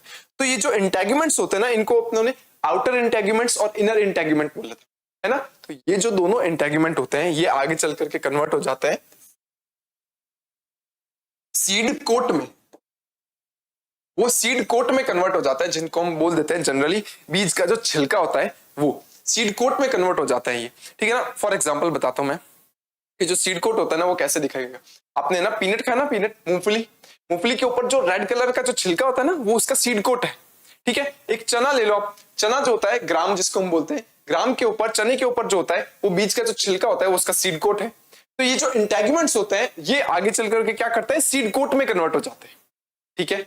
और ये सीड कोट कितने होंगे? 2 होंगे। हमें तो सर एक ही दिखता है, लेकिन वास्तव में वो 2 लेयर्स होती है, ठीक है। आउटर जो होता है ना उसको हम बोलते हैं टेस्टा, और जो इनर होता है उसको हम बोलते हैं टेगमेंट। तो सीड कोट जो होता है ना वो भी 2 तरीके के होते हैं। जो आउटर इंटेगुमेंट से बनता है उसको बोलते हैं टेस्टा, और जो इनर से बनता है उसको बोलते हैं टेगमेंट। इसके अलावा सीड के अंदर क्या हो सकता है? कोटाइलिडॉन्स होता है। कोटाइलिडॉन्स अभी आपने देखा कि एक ही हो सकता है या 2 हो सकते हैं। कोटाइलिडॉन के बेस पर उसको मोनो या डाई बोल सकते हैं। एंड एम्ब्रियोनल एक्सिस, और एम्ब्रियोनल एक्सिस होती है। एम्ब्रियोनल एक्सिस के बहुत सारे पार्ट्स भी देखे थे, एपिकोटाइल देखा, हाइपोकोटाइल देखा, फिर वो आगे चल करके प्लीम्यूल, रेडिकल, वो सब चीजें देखी अपनों ने। ओके, ये एम्ब्रियोनल एक्सिस, ये 3 पार्ट होते हैं सीड के। The cotyledons are the simple, generally thick and the swollen due to storage of food. मैंने बताया था ना कल, चने का डायग्राम बताया था, याद हो तो मैंने कहा था कि यहाँ पर कोटाइलिडॉन्स जो होते हैं वो फूड स्टोर करते हैं और क्या हो जाते हैं, फूल जाते हैं। ओके, ठीक है। जैसे लेग्यूम्स में होता है, लेग्यूम प्लांट्स जो होते हैं ना उनमें होता है। लेग्यूम प्लांट्स जैसे कि देखा जाए तो जो पल्सेस वाले प्लांट्स होते हैं, दाल वाले जो पादप होते हैं जिनके ऊपर दालें उगती है, उनको लेग्यूमिनस प्लांट्स बोलते हैं। द मैच्योर सीड्स में बी नॉन एल्ब्यूमिनस और एल्ब्यूमिनस। मैच्योर सीड्स जो होते हैं वो एल्ब्यूमिनस और नॉन एल्ब्यूमिनस हो सकते हैं, ठीक है। एल्ब्यूमिनस और नॉन एल्ब्यूमिनस से आपका क्या मतलब है सर? तो देखो ये रहा। तो देखिए जो सीड्स होते हैं वो 2 तरह के होते हैं, एल्ब्यूमिनस और नॉन एल्ब्यूमिनस। अभी जैसे अपने देखा कि एल्ब्यूमिनस और नॉन एल्ब्यूमिनस सीड्स से आपका क्या मतलब है सर? आपको याद है एंडोस्पर्म? हाँ, वही एंडोस्पर्म। कौन सा वाला? वही जो कि मैच्योर होते हुए एम्ब्रियो को, यानी डेवलप होते हुए एम्ब्रियो को न्यूट्रिशन दे रहा था, वही एंडोस्पर्म। अगर वो एंडोस्पर्म कंप्लीटली यूज आ जाता है, ठीक है, तो वो सारा का सारा यूज आ जाएगा, तो वो सीड में एब्सेंट होगा। लेकिन अगर बाई चांस वो एंडोस्पर्म पूरा यूज नहीं आता, एम्ब्रियो उसको पूरा यूज नहीं ले पाता है, तो क्या होता है, वो एंडोस्पर्म जो होता है वो सीड के अंदर बचा हुआ रह जाता है। तो ऐसे सीड्स जिनके अंदर एल्बुमिन, यानी कि देखा जाए तो एक तरीके से एंडोस्पर्म एब्सेंट होता है, उनको हम बोलते हैं एक्स एल्ब्यूमिनस सीड्स या नॉन एल्ब्यूमिनस सीड्स। और अगर जिनके अंदर एंडोस्पर्म प्रेजेंट होता है उनको हम बोलते हैं एल्ब्यूमिनस सीड्स, ठीक है ना, या एंडोस्पर्मिक सीड्स भी बोल देते हैं उनको। तो यही बताना है। देखो, नॉन एल्ब्यूमिनस सीड्स क्या होता है? जिनके अंदर एंडोस्पर्म एब्सेंट होते हैं, ठीक है। They have no residual endosperm and it is a completely consumed during the embryonal development। तो वो embryonal development के दौरान पूरा का पूरा यूज में ले लिया गया। इसका एग्जांपल है पी, ग्राउंडनट एंड बीन्स, ठीक है। इनके अंदर क्या होता है, एंडोस्पर्म जो होता है वो एब्सेंट होता है, ठीक है। जैसे यहाँ पर देखो ये बीन्स दिखा रखा है, तो यहाँ पर देखो ये नॉन एल्ब्यूमिनस सीड है, यहाँ एम्ब्रियो है जो कि यहाँ प्रेजेंट है, ये कोटाइलिडॉन्स है और इसके अंदर एंडोस्पर्म नहीं है, ठीक है। तो ये नॉन एंडोस्पर्मिक सीड्स है। जनरली जो डाइकॉट सीड्स होते हैं, वो डाइकॉट सीड्स जो होते हैं वो नॉन एंडोस्पर्मिक सीड्स होते हैं। वही अगर मैं बात करूं, एल्ब्यूमिनस सीड्स बोलते हैं जिनके अंदर एंडोस्पर्म प्रेजेंट होता है। They retain a part of endosperm as it is not completely used up during the embryonal development। तो embryonal development के टाइम पे वो यूज नहीं हुआ है, इसीलिए वो पीछे पड़ा है। और वो कहां स्टोर रहता है? सीड के कोटाइलिडॉन में स्टोर होता है। एग्जाम्पल, व्हीट, मेज, बार्ले यानी बाजरा, castor, coconut and the sunflower etcetera. तो ये सारे के सारे सीड्स देख लो, मोनोकॉट है। तो मोनोकॉट सीड्स जो होते हैं वो जनरली वो कैसे होते हैं? एंडोस्पर्मिक सीड्स होते हैं, ठीक है। आगे चलते हैं, आगे हम बात करते हैं पेरिस्पर्म की। पेरिस्पर्म क्या होता है सुनिए। Remnants of nucellus in mature seeds are known as a perisperm. Nucellus याद है क्या? न्यूसेलस वही टिश्यू होता है जहां पर क्या होता है, फूड होता है जो स्टोर होता है, जिसकी सेल्स जो होती है वो फूड स्टोर करती है, और उसी की कोई एक सेल याद हो तो डिफरेंशिएट होकर के मेगास्पोर मदर सेल बनाती है, जो आगे चल करके मियोसिस करती है और 4 मेगास्पोर बनाती है। उसमें से 3 खत्म हो जाते हैं और एक जो होता है वो एक्टिव रहता है, याद है, वही न्यूसेलस। अगर मैच्योर सीड्स के अंदर क्या होता है, न्यूसेलस जो होता है अगर वो भी बचा रह जाता है तो उसको हम क्या बोल देते हैं, पेरिस्पर्म कह देते हैं। ये पेरिस्पर्म है, ठीक है। ये किसमें होता है, ये ब्लैक पेपर में होता है और बीट रूट में होता है, ठीक है। ब्लैक पेपर और बीट रूट, इसके ऊपर क्वेश्चन नीट में पूछा गया, ठीक है ना। The integuments of the ovules are hardened to form the tough protective seed coat. अभी थोड़ी देर पहले देखा था कि जो इंटेग्यूमेंट्स होते हैं वो हार्ड हो जाते हैं और सीड कोट यानी बीज का जो छिलका होता है ना उसमें कन्वर्ट हो जाते हैं, ठीक है। It has a small pore called micropyle which facilitate the entry of oxygen and water into the seed during germination. याद है ये वाला पोर्शन जो होता है ना, ये वाला पोर्शन माइक्रोपाइल था। माइक्रोपाइल सर वो एक छोटा सा छेद होता है जहां से पॉलन ट्यूब जो होती है वो अंदर एंटर करती है, ठीक है। जब ये पूरा ओव्यूल जो है वो सीड में कन्वर्ट हो रहा है तो जो माइक्रोपाइल होता है ना, वो छोटा सा छेद जो होता है ना, वो भी एक छोटे से पोर के फॉर्म में दिखाई देता है हमें सीड के ऊपर। तो सर वहां माइक्रोपाइल वाला जो छेद होता है उसका काम क्या है? वहां माइक्रोपाइल वाले छेद का काम है कि जब वो सीड जर्मिनेट करेगा तब उसको एक बार के लिए क्या होगा, ऑक्सीजन चाहिए होगी, तभी तो उसकी मेटाबॉलिक एक्टिविटीज चलेगी। तो ऑक्सीजन जो होती है वो सीड के अंदर एंटर करती है उसी माइक्रोपाइल से, और वाटर जो होता है ना वो भी एंटर करता है किससे, इस माइक्रोपाइलर रीजन से, इस माइक्रोपाइलर वाले पोर से, ठीक है। कभी है ना रात को ना मम्मी चने भिगोती है ना, जो चने की सब्जी बनाते हैं तो चने भिगोते हैं ना, तो देखना कभी 2 या 3 घंटे बाद जब चने भिगो दिए जाएं उसके 2 या 3 घंटे बाद आप देखोगे कि आपको ना सीड कोट जो है ना वो फटता हुआ दिखेगा और आवाज भी आएगी, ठीक है ना। ऐसा मैंने देखा हुआ भी है, ठीक है ना। तो क्या होता है, क्योंकि जब चने भिगोए जाते हैं तो जो माइक्रोपाइलर वाला रीजन जो होता है वहां से पानी एंटर करता है, पानी अंदर एंटर करता है, तो अंदर की जो सीड कोट्स होते हैं ना वो फूलने लगते हैं। जब सीड कोट फूलने लगेंगे तो ऊपर का जो सीड का जो हार्ड छिलका होता है ना वो फटता है। जब वो फटेगा तो आवाज भी आती है वहां पे, ठीक है। रात को तो एक बार डर भी गया था मैं। As the seed matures, seed mature हो जाता है, then its water content is reduced. जब एक सीड अभी प्लांट के ऊपर लगा हुआ है लेकिन वो मैच्योर हो रहा है, जब वो मैच्योर होता है तो धीरे धीरे उसके अंदर क्या हो जाता है, वाटर कंटेंट जो होता है वो धीरे धीरे कम होने लगता है, रिड्यूस होने लगता है, and the seed becomes dry. Seed जो होता है वो ड्राई होता है, ठीक है। कितना 10 to 15% मॉइस्चर ही बचता है उसको अपने, ठीक है ना। 10 to 15% मॉइस्चर बचता है उसका अपने मास का, उसका मास जितना भी है उसका 10 to 15% मॉइस्चर ही रहता है। The general metabolic activities of the embryo slow down. उसकी जो metabolic activity है वो slow down हो जाती है। As result, the embryo may enter into the state of inactivity. तो embryo जो होता है वो inactive stage में चला जाता है। That is called dormancy. उस phase को क्या बोलते हैं? Dormancy phase बोलते हैं। तो क्या होता है? फिर से बताता हूँ। जब एक सीड मैच्योर हो रहा होता है तो उसके अंदर 3 काम होते हैं। नंबर फर्स्ट, उसके अंदर वाटर कंटेंट रिड्यूस होने लगता है। नंबर सेकंड, उसकी मेटाबॉलिक एक्टिविटीज जो होती है वो स्लो डाउन होने लगती है। और थर्ड, उसका एम्ब्रियो जो होता है वो इनएक्टिव स्टेज में चला जाता है। तो ये जो फेज होती है उसको हम बोलते हैं सीड डॉर्मेंसी फेज में, ठीक है ना। तो डॉर्मेंसी फेज में चला जाता है। तो सर ऐसा क्यों होता है? जब वो डॉर्मेंसी फेज में चला जाएगा ना, उसकी मेटाबॉलिक एक्टिविटीज कम हो जाएगी तो वो लंबे समय तक क्या होगा, प्रिजर्व फॉर्म में पड़ा रहेगा, ठीक है। आप देख लो, आपके घरों के अंदर क्या होता है, जो दाल होती है, चने होते हैं, वो डब्बे के अंदर पैक रहते हैं, वो लंबे समय तक पड़े रह सकते हैं, ठीक है ना। लेकिन जैसे ही वो वाटर के कांटेक्ट में आते हैं वो जर्मिनेट होते हैं। जर्मिनेट होने के बाद क्या होता है, वो नया प्लांट बनाना स्टार्ट करते हैं। तो जब तक वो वाटर के कांटेक्ट में नहीं आते वो सालों तक पड़े रह सकते हैं, हम उनको सालों तक प्रिजर्व करके रख सकते हैं। इसीलिए सीड जो होता है वो डॉर्मेंसी फेज में जाता है ताकि वो लंबे समय तक टिक सके, ठीक है। आगे देखते हैं, फ्रूट के बारे में बात करते हैं। याद है अभी थोड़ी देर पहले बात की थी कि जो ओवरी होती है वो किस में कन्वर्ट हो जाती है, फ्रूट में कन्वर्ट हो जाती है। तो the ovary of the flower develops into the fruit, okay.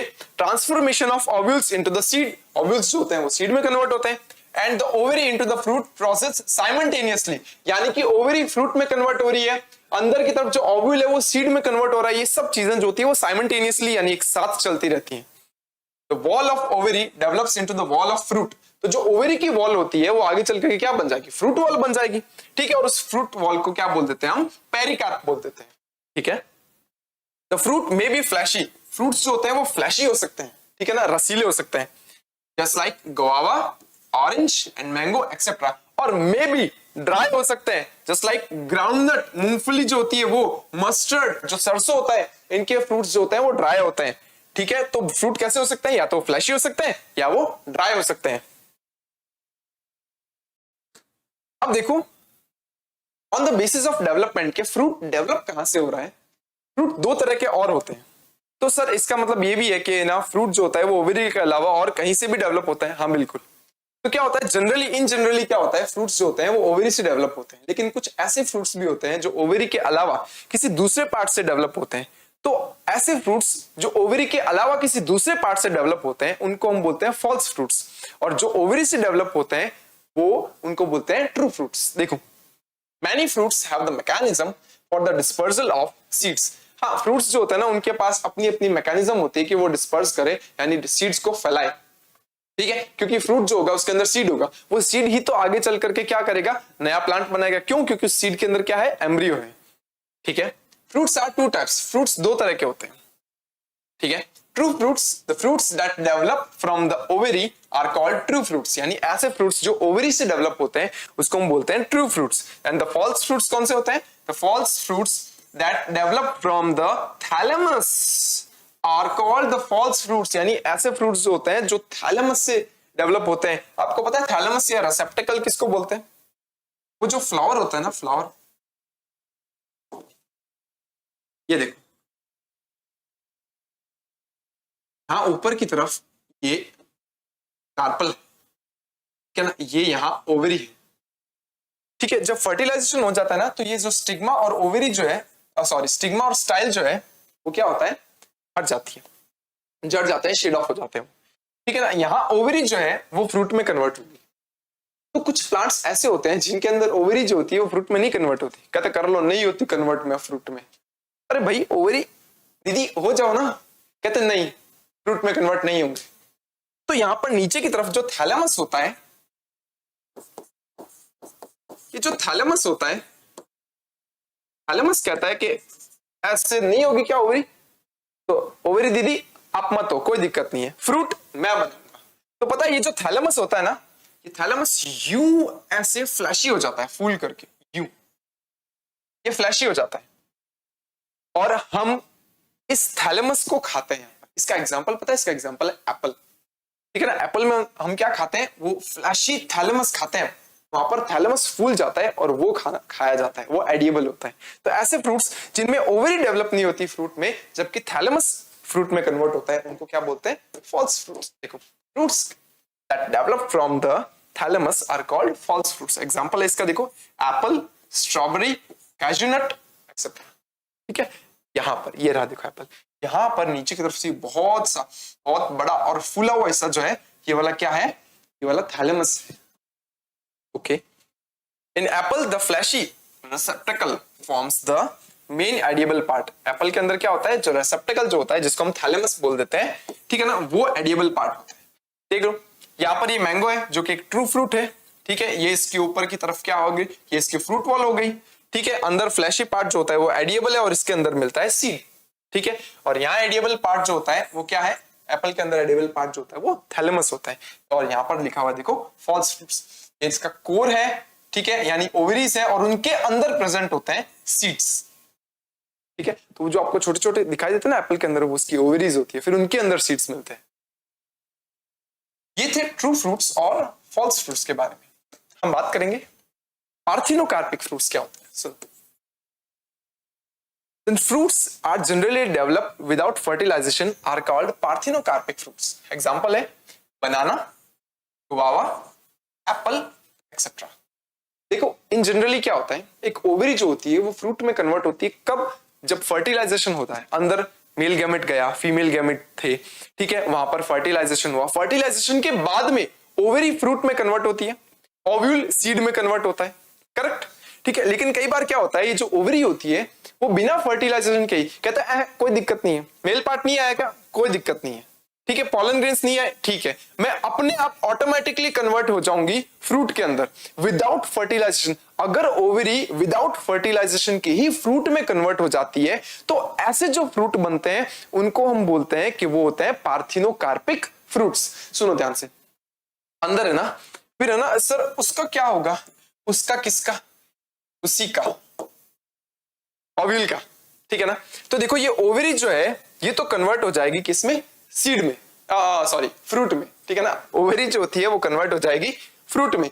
लेकिन ये जो ओव्यूल होता है ना, ये जो ओव्यूल अंदर की तरफ, इसके बहुत नखरे हैं, इसके बहुत ही नखरे हैं। कहता फर्टिलाइजेशन नहीं हुआ है, कहते फर्टिलाइजेशन नहीं हुआ तो मैं तो सीड में नहीं कन्वर्ट होऊंगा भैया।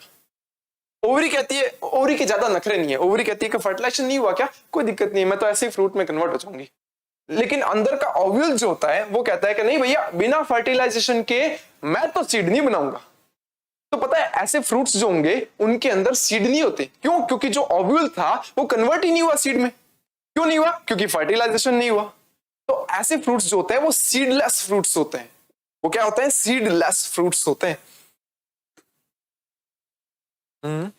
ये रहा देखो, तो the false fruits develop without fertilisation are called parthenocarpic fruits, ठीक है। एग्जांपल है बनाना, गुआवा, एप्पल, ठीक है। Parthenocarpy can be induced through the application of the growth hormones and the such fruits are the seedless. तो हम क्या कर सकते हैं आगे चल करके, अगर मैं बात करूं कि हम बाहर से कुछ हार्मोन्स देते हैं, जैसे ऑक्सिन हो गया, जिब्रेलिन हो गया, ये कुछ प्लांट हार्मोन्स होते हैं, अगर वो हम ओवरी पे छिड़क देते हैं ना, तो विदाउट फर्टिलाइजेशन के ही ओवरी जो होती है वो फ्रूट में कन्वर्ट हो जाती है। तो हम बाहर से हार्मोन्स दे करके भी ये चीज इंड्यूस करवा सकते हैं, ठीक है ना। बहुत सारे प्लांट्स जो होते हैं जिनके अंदर हम क्या करते हैं, सीड्स जो होते हैं वो हमें नहीं चाहिए होते, कहता नहीं यार सीड्स अच्छे नहीं होते, बहुत ज्यादा खराब लगते हैं। सबसे ज्यादा खराब लगते हैं हमें किसमें? वाटरमेलन के अंदर, तरबूज के अंदर जो बीच बीच में बीज आते हैं ना, बड़े खराब से लगते हैं। तो हम क्या करते थे, जो वाटरमेलन की जो ओवरी होती है उसके ऊपर क्या करते थे, प्लांट हार्मोन्स छिड़क देते हैं। प्लांट हार्मोन्स छिड़क दिए जाएंगे तो क्या होगा, तो ओवरी फ्रूट में कन्वर्ट हो जाएगी, लेकिन उसमें सीड्स नहीं बनेंगे। सीड नहीं बनेंगे तो हमें सीडलेस फ्रूट मिलेगा, ठीक है। ऐसी बहुत सारी चीजें जो होती है वो अलग अलग फ्रूट्स में की जा चुकी हैं, ठीक है। ऑरेंजेस में भी एक चीज की जा चुकी है, पपाया में भी की जा चुकी है। तो ये फ्रूट्स जो होते हैं वो सारे के सारे सीडलेस होते हैं, ओके। अब अगर मैं बात करूं एडवांटेज क्या है सीड्स का, सीड्स का एडवांटेज क्या है? Since the pollination and the fertilisation are independent of water, seed formation is more dependable, okay, सही बात है। The seeds have the better adaptive strategies for the dispersal of the new habitats and the help to the species to the colonize in other areas. तो seeds जो होते हैं वो उनके पास भी अपने अलग अलग तरीके होते हैं कि वो एक जगह से दूसरी जगह फैल सके, ठीक है। कुछ सीड्स ऐसे होते हैं जो बहुत हल्के होते हैं और हवा से उड़ते हुए कहां चले जाते हैं, एक जगह से दूसरी जगह चले जाते हैं। फिर उनको जहां पर मॉइस्चर मिलता है, ऑक्सीजन मिलती है, वो वहां जर्मिनेट होकर के नया प्लांट बना लेते हैं। कुछ सीड्स ऐसे होते हैं जो कि अपने ना स्क्वायरल्स, देखिए ना स्क्वायरल्स, गिलहरियां जो होती है छोटी छोटी, वो अपने मुंह में दबा के चली जाती है, मुंह में सीड्स दबाती है और भाग जाती है। कई बार क्या होता है उनके मुंह से सीड निकल करके एक जगह से दूसरी जगह गिर जाता है, वहां नीचे गिर गया, सीड भूल गई, भूल जाती है वो कहां गया कहां गया, वो सीड जो है वो वहां जमीन में दब गया और फिर धीरे धीरे उससे नया प्लांट बन जाएगा। तो जो अलग अलग स्ट्रेटजीज होती हैं सीड्स की, ताकि वो अलग अलग जगह पर फैल करके क्या कर सके, नए नए प्लांट्स बना सके। They have the food reserves, उनके अंदर फूड रिजर्व रहता है, correct. So the young seedlings are nourished until they are capable for photosynthesis. तो सीड्स जो होते हैं उनके अंदर क्या होता है, फूड रिजर्व होता है। तो जब तक एक नया प्लांट नहीं बनता, ठीक है ना, जब वो सीड जर्मिनेट होते हैं, जर्मिनेट होकर के क्या करते हैं, छोटा सा प्लांट नहीं बना लेते, जब तक वो फोटोसिंथेसिस करना स्टार्ट नहीं कर देता, तब तक तो न्यूट्रिशन चाहिए ना, तब तक उस एम्ब्रियो को न्यूट्रिशन कौन देगा? एम्ब्रियो क्या करता है, नया प्लांट बनाने का काम करता है, वो रूट बनाता है, वो शूट बनाता है। तो जब तक लीव्स ना निकले, जब तक वो फोटोसिंथेसिस ना करे, तब तक कुछ ना कुछ थोड़ी बहुत तो ग्रोथ उसके अंदर होगी ना। तो वहां पर फूड कौन देगा? वहां पर सीड जो होता है ना, उसके अंदर जो स्टोर फूड होता है उसको काम में लिया जाता है, ठीक है। उसके बाद देखो, the hard seed coat protect the young embryo. जो हार्ड सीड कोट होता है वो एम्ब्रियो को प्रोटेक्ट करने के लिए होता है। ब्रिंग, ठीक है ना, bring products of the sexual reproduction, they generate a new genetic combinations leading to the variations. तो आपको पता है सीड्स और उसके अंदर एम्ब्रियो जो होता है वो किससे बनता है? एम्ब्रियो जो होता है सर वो मेल और फीमेल गैमेट जो होता है उसके फ्यूजन से बनता है, उसके फर्टिलाइजेशन से बनता है। मेल और फीमेल गैमेट जो होता है क्या होता है, उनके अंदर जो फर्टिलाइजेशन होता है तो जाइगोट बनता है, जाइगोट आगे चल करके सेल डिवीजन करता है और सेल डिवीजन करके उसके बाद क्या होता है, एम्ब्रियो बनता है। तो इसका मतलब ये है कि सर एम्ब्रियो जो होता है वो सेक्सुअल रिप्रोडक्शन से बनता है, हाँ सेक्सुअल रिप्रोडक्शन से बनता है। और सेक्सुअल रिप्रोडक्शन के टाइम पर ध्यान रखना वेरिएशंस आते हैं, ठीक है ना, चेंजेस आते हैं। तो एक जनरेशन से अगली जनरेशन जब बनेगी ना तब चेंजेस दिखेंगे हमें। इसीलिए क्या होता है, नई नई वेराइटीज जो होती है वो भी बनती जाती है। Dehydration and the dormancy of the mature seeds are the crucial for the storage of seeds, यानी कि सीड जब डिहाइड्रेट हो जाते हैं और वो जब डॉर्मेंसी फेज में चला जाता है उसका एम्ब्रियो, ये क्रूशियल स्टेज होती है जहां पर उनको स्टोर करने में हेल्प मिलती है। Can be used as a food throughout the year and also rise a crop in the next season, यानी कि अगले सीजन के लिए उनको स्टोर करके रखा जा सकता है ताकि जब उनका अगला सीजन आए तब उन बीजों से हम नए प्लांट्स बना सकते हैं, या उसको एज अ फूड कंपोनेंट भी हम यूज दे सकते हैं। ठीक है ना, खा जाते हैं हम सीड्स को। ठीक है ना, बहुत सारे सीड खाने के काम आते हैं, जैसे चना, जितनी भी दालें होती है, जितनी भी पल्सेस होती हैं, सब खाने के काम आती है। उसके बाद हम बात करते हैं viability of seeds after the dispersal. जब एक सीड जो होते हैं वो डिस्पर्स हो जाते हैं, उसके बाद उनकी जो वायबिलिटी होती है उस पर बात करते हैं। सर ये वायबिलिटी क्या होती है? वायबिलिटी का मतलब होता है सीड की वो कैपेसिटी जब सीड जर्मिनेट होगा और नए प्लांट का फॉर्मेशन करेगा, वो जो कैपेबिलिटी होती है उसको हम क्या बोलते हैं? सीड की वायबिलिटी कहते हैं। तो सीड्स जो होते हैं ना उनकी सबकी वायबिलिटी अलग अलग होती है। ठीक है, एक टाइम पीरियड जो होता है सबका फिक्स होता है, उस टाइम पीरियड के बाद वो सीड जो होते हैं उसकी वायबिलिटी खत्म हो जाती है। उसके बाद अगर आप उसको जर्मिनेट करोगे तो शायद वो जर्मिनेट ना भी हो। ठीक है ना, हालांकि सीड्स की वायबिलिटी बहुत लंबी होती है, ठीक है ना, बहुत अच्छी खासी वायबिलिटी होती है। तो अब इसकी बात करते हैं, in a few species the seeds loss viability with in a few months. ठीक है, फ्यू मंथ्स भी एक अच्छा खासा टाइम होता है। Seeds of many species live for the several years, यानी लेकिन कुछ सीड्स ऐसे होते हैं जो कई सारे ईयर्स मतलब कई ईयर्स तक क्या हो सकते हैं? वायबल रह सकते हैं, लाइव रह सकते हैं। Some seeds can remain alive for thousands of or hundreds of years. Thousands तो बहुत ज्यादा हो जाता है, हंड्रेड्स ऑफ ईयर बताता हूँ। ठीक है, यहाँ देखो, some seeds can remain alive for hundreds of years. Hundreds of years वाले सीड्स जो होते हैं ना बड़े रेयर से होते हैं। देखो इसके अंदर देखते हैं, the oldest seed is that of the lupine. Lupine seed था जो ओल्डेस्ट सीड है, इसका साइंटिफिक नेम है Lupinus arcticus, that is excavated from Arctic tundra, जिसको आर्कटिक टुंड्रा में एक्सकैवेटेड किया गया था, खोद करके निकाला गया था। The seed germinated and flowered after an estimated record of 10,000 years of the dormancy। ये सीड 10,000 साल की डॉर्मेंसी के बाद में जर्मिनेट हुआ था, यानी कि सोचो 10,000 साल तक वो वायबल था। ठीक है, 2,000 years old the viable seed is the old date palm, खजूर जो है, ठीक है ना, उसका सीड मिला था जिसका साइंटिफिक नेम है फाइनिक्स डैक्टाइलोफेरा। कहां मिला था ये? Discovered during the archaeological excavation at the King Herod's palace near the Dead Sea, यानी डेड सी के पास किंग हेरोड्स पैलेस था, उसका आर्कियोलॉजिकल एक्सकेवेशन चल रहा था, खुदाई चल रही थी, तो उस दौरान एक बीज निकला, वो खजूर का बीज था और लगभग 2000 साल पुराना सीड था। ठीक है ना, बड़े खतरनाक थे वायबिलिटी इनकी। उसके बाद अगर हम बात करें एपोमिक्सिस एंड पॉलीएम्ब्रियोनी की, ठीक है ना, लास्ट टॉपिक्स में आ गए हम एपोमिक्सिस और पॉलीएम्ब्रियोनी के। ठीक है, देखो अभी थोड़ी देर पहले मैंने बताया था कि विदाउट फर्टिलाइजेशन जो होता है, विदाउट फर्टिलाइजेशन ओव्यूल जो होता है ना वो सीड में कन्वर्ट नहीं होता। ठीक है ना, नाटकबाज है, बहुत नाटक है उसके। ठीक है ना, तो कुछ एक ऐसे प्लांट्स होते हैं जिनमें एक्सेप्शनली क्या होता है, वो जो ओव्यूल होता है वो सीड में कन्वर्ट हो जाता है। ठीक है ना, तो जब वो सीड्स बन जाते हैं without the process of fertilisation, that is called apomixis. Apomixis is the production of seeds without involving the process of meiosis and the syngamy. वहां मियोसिस भी नहीं होता, यानी कि वो जो 4 मेगास्पोर बने थे, 3 डीजनरेट हो रहे थे, एक फंक्शनल रह था ना, वैसा कुछ होता है, और ना ही सिनगैमी होता है, मतलब मेल और फीमेल गैमेट्स नहीं बनते, फर्टिलाइजेशन नहीं होता। एग्जाम्पल है some species of the Asteraceae and grasses. Asteraceae family जो होते हैं ना उसको सनफ्लावर फैमिली भी बोलते हैं। सनफ्लावर फैमिली के कुछ मेंबर्स और ग्रासेस के अंदर कुछ मेंबर्स जो होते हैं वो ऐसा करते हैं।